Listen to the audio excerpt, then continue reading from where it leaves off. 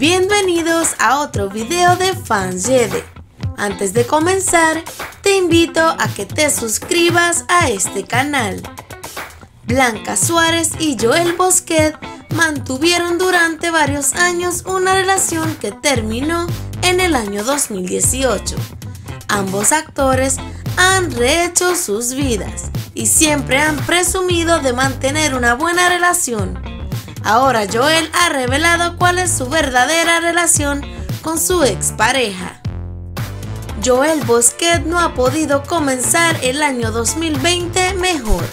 Acaba de estrenar nueva película y aunque mantiene una discreta relación de la que prefiere no hablar, está muy enamorado de Selene Ramal, la joven a la que le pidió matrimonio hace unos meses.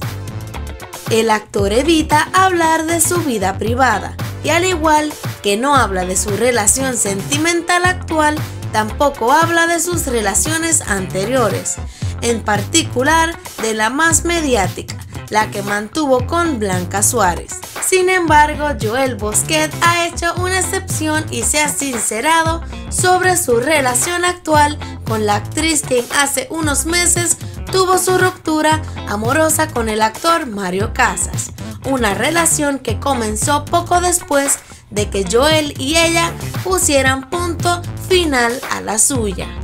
Tenemos la misma representante, sé de ella porque la veo por todos lados.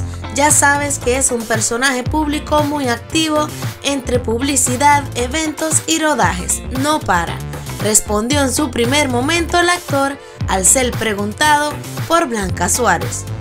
Pero eso no es todo. Joel Bosquet quiso zanjar las informaciones que afirmaban que no había quedado nada bien tras su ruptura, que intentaban no cruzarse ni en eventos ni en estrenos a los que tenían que acudir.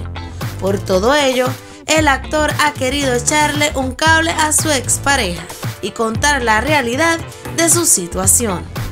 Personalmente no tenemos buena comunicación.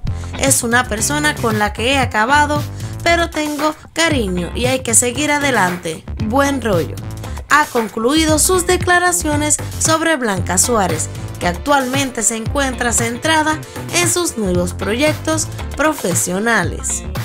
Si te gustó este video, dale like y no olvides suscribirte a mi canal.